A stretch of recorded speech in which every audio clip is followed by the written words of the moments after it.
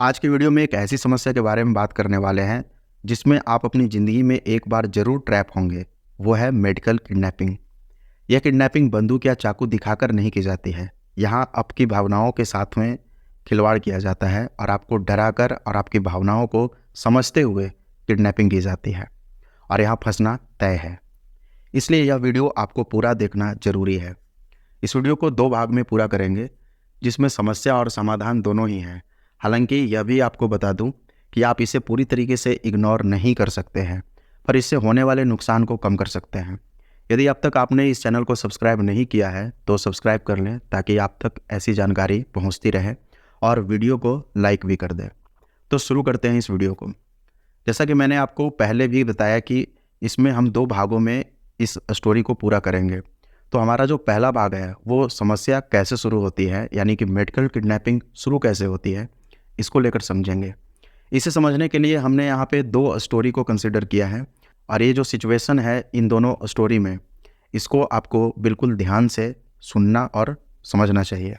तो हमारा story number 1 है जिसमें एक महिला जिनकी उम्र लगभग 55 से 60 वर्ष है, इनका गिरने की वजह से हाथ टूट जाता है, फ्रैक्चर हो जाता है। तो इनके परिवार वाले शहर के एक बड़े प्राइवेट हॉस्पिटल में इसे लेकर जाते हैं, यानी महिला को लेकर जाते हैं। वहाँ के डॉक्टर देखते हैं और जांच कराने के लिए बोलते हैं, जिसमें सामान्य तौर पे एक्सरे करवाने के लिए कहा जाता है। पर जरा ठहरिए, ये हॉस्पिटल बड़े हैं, इन्हें तैयार करने में करोड़ों अरबों रुपये लग जाते हैं और इसे चलाने के लिए भी बहुत पैसों की ज़रूरत पड़ती है। तो एक्सरे एक सामान्य जाँच है और इसमें अगर देखा जाए तो खर्च जो है वो 800 से लेकर 1000 ज़्यादा से ज़्यादा आते हैं। पर इससे हॉस्पिटल का काम नहीं चल सकता है। इसलिए वहाँ के डॉक्टरों के ऊपर एक प्रेशर रहता है कि कोई भी पेशेंट आता है तो कम से कम उसकी जांच में 15 से 20 हज़ार रुपये तो ज़रूर खर्च होने चाहिए। तो यह खेल अब शुरू होता है। जिस फ्रैक्चर में सिर्फ एक्सरे काफ़ी था, उसमें ECG, blood sugar, thyroid, haemoglobin, urine test सब कुछ करवाया जाता है और बिल तैयार होता है 20,000 का।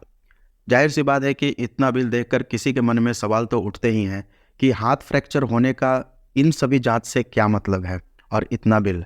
इस पर डॉक्टर यही कहते हैं कि आप चाहे तो सरकारी अस्पताल में भी लेकर जा सकते हैं, पर ऐसा होता नहीं है।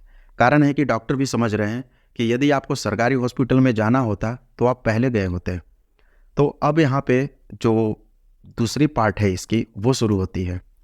ट्रीटमेंट का जो खर्च है वो डॉक्टर द्वारा बताया जाता है कि इनका जो ऑपरेशन होगा उनमें 3 दिन आईसीयू में रखा जाएगा और उसका जो खर्च आएगा प्रतिदिन का वो 1 से 1.5 लाख के बीच आएगा और बाकी के फिर 3 दिन जो उन्हें जनरल वार्ड में रखा जाएगा, वहाँ पे एक दिन का खर्च 50,000 आएगा। परिवार एक बार सोचता भी है, जैसा कि हम लोग जनरली सोचते भी हैं। कारण है कि अचानक से इतने पैसों की इंतज़ाम करने के लिए बोला जाए तो किसी को भी सोचना तो पड़ सकता है। पर हम अपने जो फैमिली होते हैं उनको नहीं चाहते कि तकलीफ़ हो, उनको बेहतर सुविधा मिल सके। तो ऐसा ही सिचुएशन में भी घर वाले, उनके जो फैमिली वाले हैं वो तैयार हो जाते हैं और परिवार वाले कुछ ज़्यादा सोच पाए तब तक फिर से उनको डॉक्टर द्वारा रिपीट कर दिया जाता है कि आप चाहे तो रेफ़र करवाकर सरकारी अस्पताल में भी जा सकते हैं। पर उनको पता है कि इन्होंने सरकारी अस्पताल ना चुन के प्राइवेट में चुना है, तो वो जान रहे हैं कि आप सरकारी में नहीं जाएंगे और अंत में आपको मानना भी पड़ेगा। और ऐसा ही होता है, ये जनरल सिचुएशन है जो सबके साथ में क्रिएट होता है और यहाँ पर भी इस फैमिली के साथ में भी ऐसा ही सिचुएशन क्रिएट होता है और फैमिली वाले राजी हो जाते हैं और जो भी फिर डॉक्यूमेंटेशन का काम होता है जिसमें आपसे सिग्नेचर करवाए जाते हैं कि यदि चिकित्सा के दौरान में किसी तरह की जो मिसहैपनिंग हो जाती है तो इसके लिए हॉस्पिटल और डॉक्टर जिम्मेवार नहीं होंगे। ये सभी हॉस्पिटल्स में होते हैं और ये चीज़ एक जो है वो प्रोटोकॉल है सभी हॉस्पिटल का, तो यहाँ भी उनसे करवाया जाता है। फैमिली रेडी भी हो जाती है और पैसों का इंतज़ाम भी करती है। यही है मेडिकल किडनैपिंग। यहाँ पे आपकी भावनाओं के साथ खिलवाड़ किया जाता है, आपको डराया जाता है और आप ऐसी सिचुएशन में फंस जाते हैं कि आप कहीं नहीं जा सकते। अब इस सिचुएशन को समझिए कि मात्र 10-15 हज़ार रुपये में जो प्लास्टर करके सिचुएशन को ठीक किया जा सकता था, लेकिन वहाँ पे इस फैमिली को 6 से 7 लाख रुपए खर्च करने पड़ते हैं। और ज़्यादातर हमारे देश में ये केसेस होते हैं जहाँ पे ऑपरेशन की ज़रूरत नहीं होती। ये तो सिचुएशन ऑपरेशन की थी लेकिन इतनी महंगी नहीं थी, लेकिन बड़े हॉस्पिटल के खर्चे उन्हें अपने खर्चे निकालने के लिए उसकी जो लोड है वो पेशेंट पर ही डालनी होती है।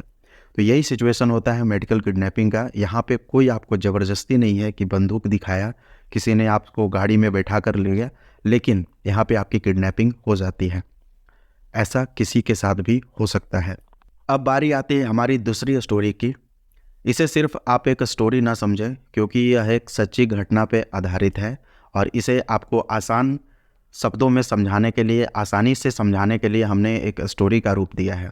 दूसरी स्टोरी थोड़ी पैनिक है, क्योंकि इस सिचुएशन को जो कोई फेस करता है वही जानता है कि इसमें क्या उनके साथ में बीतता है। तो पहले स्टोरी में हमने देखा था कि एक एक्सटर्नल प्रॉब्लम थी, यानी कि बाहरी समस्या थी, फ्रैक्चर हुआ और उसके बाद में जो भी जांच करवाए गए और उसके हिसाब से सिचुएशन आगे का बना।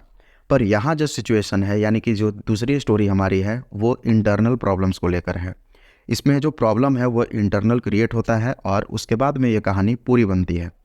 तो इसमें भी जो समस्या है वो एक महिला को ही कंसिडर किया गया है और ये सच्ची घटना पर आधारित है। तो इस महिला के साथ भी ऐसा ही होता है। इनकी उम्र 55-60 के करीब ही होती है और इनको पेट में दर्द होता है। ये दर्द हमेशा नहीं होता, कभी कभी होता है। इस वजह से इनका जो लड़का होता है, इनका जो बेटा होता है, वो इनको जांच करवाने के लिए ले जाता है। जैसे कि सामान्य तौर पे हम जांच करवाने के लिए आसपास के जो पैथ लैब होते हैं वहाँ पे करवाते हैं, तो वैसे ही करवाया जाता है और उसमें गॉल ब्लैडर में 5 mm का स्टोन, यानी कि पत्थरी पाया जाता है।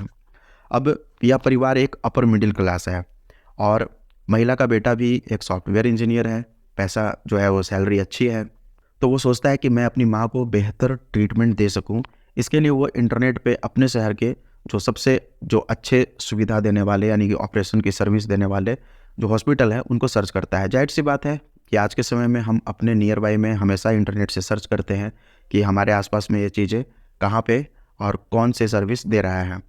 जिस भी सर्विस एजेंसी के माध्यम से आप इन चीज़ों को सर्च करते हैं, वो डाटा को इन हॉस्पिटल्स तक ट्रांसफ़र करते हैं और इसकी एक सामान्य प्रोसेस होती है डाटा ट्रांसफ़र की। ऐसा ही यहाँ पर भी होता है और सर्च करने के बाद में उसमें अपने सभी डिटेल्स डाले जाते हैं, खास करके अपने जो मोबाइल नंबर है ये सब तो डाला ही जाता है और इसके माध्यम से ही आगे से संपर्क भी किया जाता है। इस कहानी में भी ऐसा ही होता है। लड़के के द्वारा सर्च किए गए जो इन्फॉर्मेशन थे उसमें उनको अपना डाटा देना था और डाटा देने के बाद में उनको आगे से कॉल आता है और यह कॉल एक बड़े हॉस्पिटल के मार्केटिंग टीम से की जाती है, क्योंकि बड़े बड़े जो हॉस्पिटल होते हैं उनको चलाने के लिए बड़ी टीम भी होती है, जो मार्केटिंग की भी उनकी अलग टीम होती है और सेल्स की भी अलग टीम होती है। यहाँ सेल्स में जो सर्विस बेचने का जो है एक प्रेशर होता है। जैसे कहीं पे आपने देखा होगा कि सेल्स में किसी को सर्विस बेचने का प्रेशर है, किसी को प्रोडक्ट बेचने का, तो ये सर्विस इंडस्ट्री है, तो यहाँ पे सर्विस बेचने का है। और कॉल आने के बाद में उस लड़के के साथ में सारी सिचुएशन डिस्कस होती है एंड देन उनका अपॉइंटमेंट बुक होता है। लड़का अपनी माँ को लेकर हॉस्पिटल जाता है नेक्स्ट डे को, जहाँ डॉक्टर से मिलने के बाद में प्रीवियस रिपोर्ट के हिसाब से गॉल ब्लैडर स्टोन को कंफर्म करने के लिए वहाँ के जो डॉक्टर हैं उनको ये रहता है कि कोई भी आप इन्फॉर्मेशन बाहर से लाते हैं वो उसको कंसिडर नहीं करते जब तक कि वो खुद का जांच न करवाएं। तो इनके साथ भी ऐसा होता है कि दोबारा उनकी जांच करवाई जाती है ताकि ये कंफर्म कर सके कि जो गॉल ब्लैडर में स्टोन है वो कितना mm का है या फिर स्टोन है या नहीं। पर इस साधारण जांच से हॉस्पिटल का खर्च नहीं निकल सकता, इसलिए अब अन्य जांच करवाने के लिए भी डॉक्टर लड़के को बोलते हैं और यहाँ कहानी नई मोड़ लेती है। महिला को कहीं कैंसर तो नहीं, इसकी भी जांच करवा दी जाती है जिसमें कैंसर नहीं निकलता है। पर हॉस्पिटल के साथ एक और समस्या खड़ी होती है कि अगर यह पेशेंट आया है तो बिना पैसे दिए कैसे जाएगा। अब यहाँ पे एक सिचुएशन को क्रिएट किया जाता है। खास करके ऐसे सिचुएशंस में आपको पैनिक किया जाता है कई अलग अलग टेस्ट को करवा कर। यहाँ भी वैसा ही होता है, लड़के को और भी अलग टेस्ट के लिए राजी किया जाता है। जैसे मैंने आपको पहले स्टोरी में बताया था कि यहाँ भी लिपिड प्रोफाइल टेस्ट और कई अलग अलग टेस्ट को करवाया जाता है। बट इस टेस्ट में उनको पता है कि कुछ भी ऐसा नहीं है, फिर भी कुछ सिचुएशंस को ख़राब किए जाते हैं। अब जांच और लापरवाही दोनों शुरू होते हैं और जिस महिला को पथरी के अलावा कोई भी क्रॉनिक हेल्थ इशू नहीं थे, वो 1 से 2 दिन में ऐसी बीमार पड़ जाती है जैसे उसे कई सालों से इस तरह की समस्या हो। हालात ऐसे हो जाते हैं कि महिला को आईसीयू में रखने की नौबत आ जाती है। अपनी माँ की खराब हालत और दर्द से परेशान देखते हुए उनका जो लड़का है, बेटा है, वो भी तैयार हो जाता है और जो डॉक्टर हैं वो पूरी इसकी व्यवस्था कर देते हैं। डॉक्टर को पता होता है कि यह महिला अब नहीं बचेगी, क्योंकि उनकी लापरवाही और गलत जांच की वजह से महिला के शरीर में इन्फेक्शन फैल जाता है और यह इन्फेक्शन इतनी तेज़ी से फैलता है कि उसके बाकी के जो अंग हैं वह भी सही तरीके से काम करना बंद कर देते हैं। किसी तरह मशीनों के सहारे महिला को 4 दिन आईसीयू में रखा जाता है, क्योंकि आईसीयू में रखेंगे तो खर्च ज़्यादा होगा और वहाँ पे बिल भी बनेगा, और 5वें दिन महिला की मृत्यु हो जाती है। पर इसमें एक और भी चीज़ आपको देखने को मिलता है, ये रियल स्टोरी है, इसलिए मैं बोल रहा हूँ ध्यान से सुने और समझें। बड़े बड़े हॉस्पिटल्स बाउंसर्स रखते हैं ताकि यदि ऐसा कोई सिचुएशन होता है तो वहाँ पे आप कुछ भी ऐसा उनके जो विरुद्ध में काम ना कर पाए। तो इसके लिए वहाँ भी उस लड़के ने देखा कि आईसीयू में बाउंसर हैं, तो आईसीयू में बाउंसर क्या कर रहे थे। ऐसी सिचुएशन सिर्फ एक के साथ नहीं, कईयों के साथ होती है। महिला का लड़का कुछ समझ नहीं पाता है और अपनी माँ को खो देता है। यह होता है मेडिकल किडनैपिंग। ऐसी किडनैपिंग को मैंने पहले भी बोला, बंदूक या चाकू दिखाकर नहीं की जाती है। इसमें आपकी फीलिंग्स, आपकी डर बहुत हद तक काम करती है। यदि अब तक आप ये बातें नहीं समझ पाए हैं तो मैं आपको एक ऐसा एग्जाम्पल देता हूँ जिसे आप बिल्कुल आसानी से समझ जाएंगे।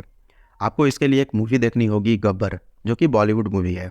इसके जो शुरू के जो कुछ भाग हैं उसमें आपको मेडिकल किडनैपिंग का एक सीन दिखाया जाएगा, किस तरीके से मेडिकली ट्रैप किया जाता है और वो कहानी बनती है।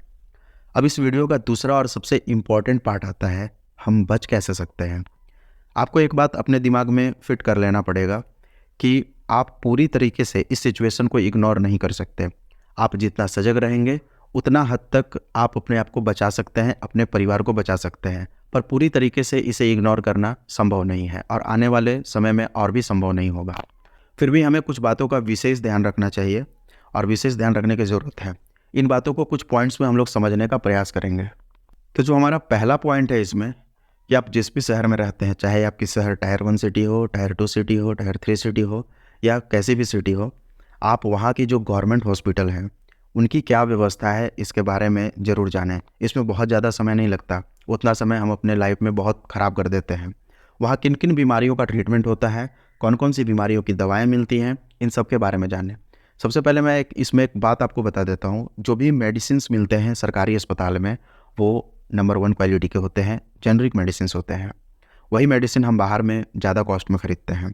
तो आप अपनी इस मानसिकता को बदल लें कि सरकारी अस्पताल ख़राब होते हैं। हाँ, थोड़ी लापरवाही ज़रूर है, पर धीरे धीरे सिचुएशंस बदल रहे हैं। तो आपको इसकी जानकारी होनी चाहिए कि आपके सरकारी अस्पताल में किन किन प्रॉब्लम्स की सुविधा है। दूसरा है, अपने शहर के सभी प्राइवेट जो हॉस्पिटल हैं उनकी ट्रीटमेंट ट्रैक रिकॉर्ड को भी जानें। ये जानना इसलिए ज़रूरी है कि कल को चल के ऐसी सिचुएशन क्रिएट होती है आपके साथ में, तो आपको फैसला लेने में ये मदद करेगा।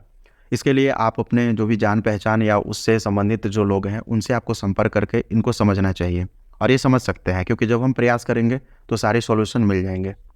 अब जो तीसरी पॉइंट है वो ये है कि अपनी छोटी छोटी समस्याओं के लिए बड़े हॉस्पिटल में जाने से बचें। देखिए, बड़े हॉस्पिटल का जो खर्च है वो बहुत ज़्यादा है, तो जाहिर सी बात है कि वो अपने खर्चे को निकालने का लोड आप पे डालेंगे। तो जो साधारण जांच 1000 रुपये में हो जाता है, वहाँ आपको कई जांच करवा दिए जाएंगे और 15-20 हज़ार का तो बिल ऑब्वियस सी बात है कि बन जाएगा। तो बड़े हॉस्पिटल्स में अपनी छोटी प्रॉब्लम्स के लिए जाने से बचें। फोर्थ और एक इम्पॉर्टेंट पॉइंट ये है, अपने फूड हैबिट, अपने डाइट, अपने लाइफ स्टाइल को सुधार लें, क्योंकि सभी समस्या का जड़ यहीं से शुरू होता है। जब भी हम कुछ प्रोसेस प्रोडक्ट को ख़रीदते हैं तो ये ज़रूर पढ़ें कि उनमें किन चीज़ों का उपयोग किया गया है, क्योंकि वही आपकी बीमारी को बढ़ाएंगे। छोटी छोटी समस्याएं वहीं से क्रिएट होंगी और फिर वो बड़ी बन जाएगी। जहर थोड़ा सा खाया जाता है और जहर जब धीरे धीरे शरीर में बढ़ता है तो फिर बड़ा ब्लास्ट करता है और उस समय फिर हम उसे कंट्रोल नहीं कर पाते हैं। सबसे इम्पॉर्टेंट बात इस वीडियो का यह है कि आप 100% इसे इग्नोर नहीं कर सकते। जैसा कि मैंने आपको पहले ही बोला था कि एक न एक बार आप इस मेडिकल जो किडनैपिंग है उसमें ज़रूर ट्रैप होंगे। बस इसमें आप अपने जो नुकसान हैं उसको कम कर सकते हैं। बिल्कुल अपने लाइफ से इग्नोर कर पाना आने वाले समय में और अभी की सिचुएशन में संभव नहीं है। यदि वीडियो अच्छी लगी हो तो इस चैनल को सब्सक्राइब जरूर करें और वीडियो को लाइक भी ज़रूर करें। आपके इस सपोर्ट से हमें ऑथेंटिक कंटेंट पर काम करने का मोटिवेशन मिलता है। साथ ही इस वीडियो को अपने दोस्तों, रिश्तेदारों को भी शेयर करें ताकि वो इस मेडिकल ट्रैपिंग से बच सकें और ज़्यादा से ज़्यादा लोग जो है वो ऐसी समस्याओं में फंसने से बच सकें। मिलते हैं अगले वीडियो में एक नई जानकारी के साथ। आप स्वस्थ रहें, मस्त रहें।